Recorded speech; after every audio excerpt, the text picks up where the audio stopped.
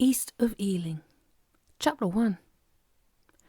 Norman gave his ivory-handled screwdriver a final twist and secured the last screw into the side panel of the slim brass cylinder.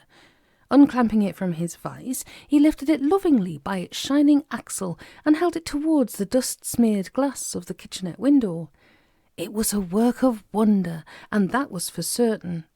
A mere 10 inches in diameter and another 1 in thickness, the dim light painted a rainbow corona about its varnished circumference. Norman carried it carefully across to his cluttered kitchen table and, elbowing aside a confusion of soiled crockery, placed it upon the twin bracket mountings which had been bolted through both tablecloth and table.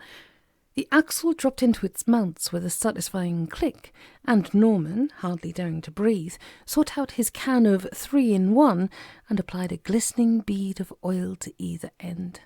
If all his calculations, allied to those of a certain Johann Bessler, later known as a Freyers, who had first demonstrated the prototype as long ago as 1712 in Zittau, East Germany, proved ultimately to be correct, he was even now standing upon the very threshold of yet another earth-shattering scientific breakthrough, and all it needed was a breath.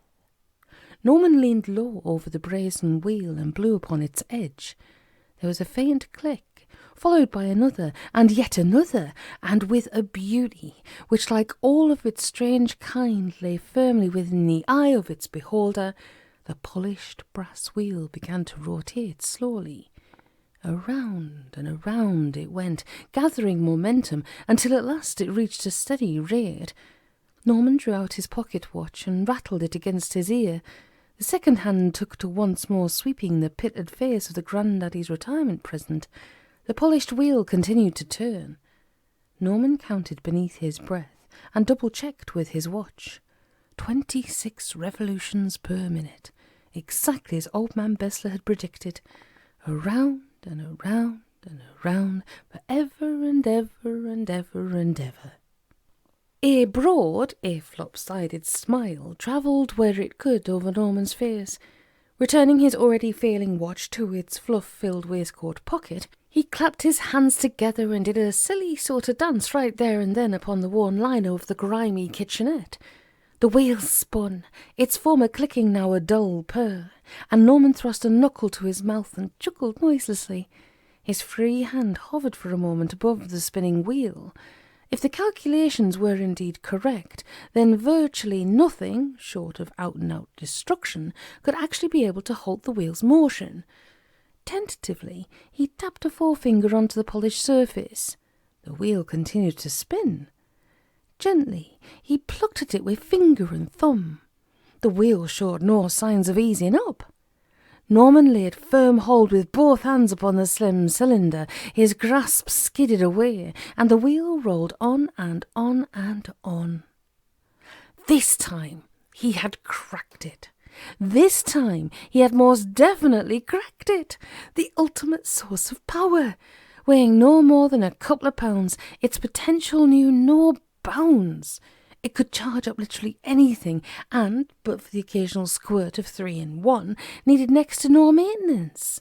Without the kitchenette, the shop doorbell suddenly rang in a customer, and Norman dragged himself away from his spinning masterwork to answer the call of business. As he reached the door, he paused a moment and looked back.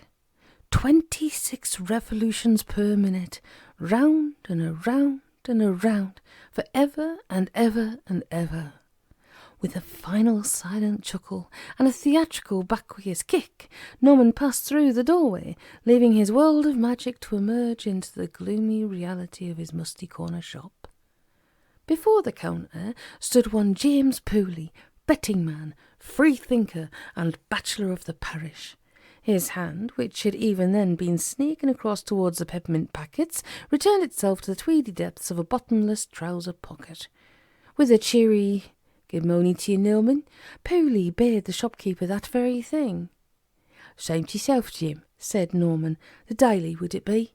"The very same. 5 woodies and a sport in life. I think that today I am a little more than usually liable to pull off the big one." "Of course. Norman deftly drew out a packet of cigarettes and the aforementioned racing paper without for a moment removing his gaze from the approximate location of Pooley's ever-wandering hands. It was not that Jim was by nature a dishonest man, but living daily upon his wits, he dared never let any opportunity, no matter how small, slip by. "You were the smile of a man who has already pulled off that ever-elusive big fellow," said Jim, noting well the twisted smirk still firmly plastered across Norman's face. The shopkeeper passed Jim his life-support apparatus, nodded wildly. I have, said he, amidst a flurry of nose-tapping, though on this occasion, as upon others, I cannot take full credit for it all myself. No matter that, many a wealthy man owes his success in life to the labours of a deceased relative. Jim slipped his cigarettes into his breast pocket and rolled his newspaper. So what is it then? Something of a scientific nature, I have no doubt. The very same. Might I hazard a guess? Be very pleased to. Jim stroked at the stubble of his chin, which he'd been meaning to shave off for at least a day or so, and cocked his head upon one side. Now, if I'm not mistaken, said he, your recent obsession, and I use the word in the kindest possible way, has been with energy. The solar panels on your roof do not go unnoticed hereabouts, and the fact that you possess the only Morris Minor in the neighbourhood, which runs upon coke, has raised more than the occasional eyebrow. Am I right, therefore, in assuming that it is towards energy, power, and things of that nature that you have turned your enormous intellect? Norman's head bobbed up and down after the fashion of a toy dog in a Cortina rear window.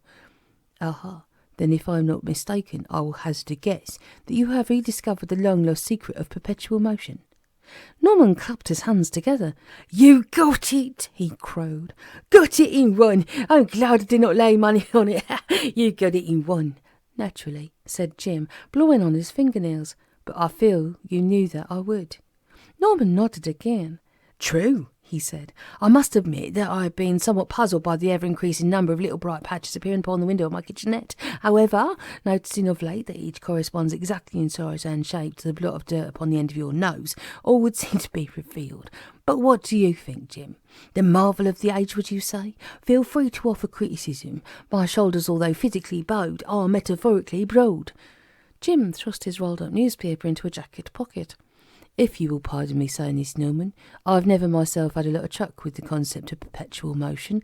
You will recall, no doubt, me saying that the chap in Chiswick who gave all those lectures at the Memorial Library, compounding the theory of reincarnation, has died yet again. Norman nodded. Yet again. And you will also recall my brilliant bon mot made upon the news of his passing, that the trouble with those fellows is that they are here today and here tomorrow. Norman winced. Well, such it is with perpetual motion.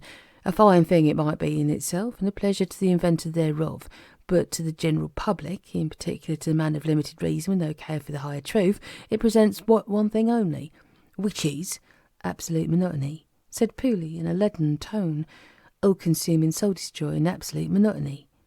With these few words, he turned upon his heel and strode from the shop, leaving Norman to ponder upon not one, but two eternal problems. The first being how a man such as Pooley could have the sheer gall to write off the greatest scientific discovery of the age with a few poorly chosen words, and the second, how he had managed, once more, to escape from the shop without having paid for either Woodbines or Sporting Life. The wheels of God grind slowly, thought Norman to himself, but they do grind at 26 revolutions per minute.